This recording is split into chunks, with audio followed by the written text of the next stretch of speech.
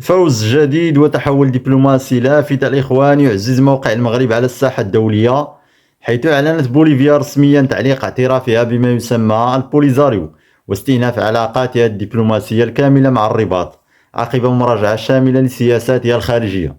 وهذا القرار جاء بعد مباحثات هاتفية رفيعة المستوى بين وزير الشؤون الخارجية المغربي ناصر بوريطة ونظيره البوليفي فرناندو أرمايو، حيث أكدت وزارة الخارجية في لاباز ضمن بيان رسمي إعادة تقييم مواقفها السابقة في هذا الملف. وأوضح البيان أن الخطوة تنسجم مع مقتضيات الشرعية الدولية وقرارات الأمم المتحدة، مبرزا أن الكيان الانفصالي يتمتع بعضوية المنظمة الأممية ولا يتمتع بعضوية المنظمة الأممية، وهو ما يفرضه وفق النص تعاطيا واقعيا من الدول ذات السيادة مع هذا النزاع. وكما شددت بوليفيا على دعمها للمسار السياسي الذي ترعاه الأمم المتحدة القائم على حل واقعي وعملي ودائم وتوافقي، وهي الصيغة نفسها التي تكررت في قرارات مجلس الأمن الأخيرة.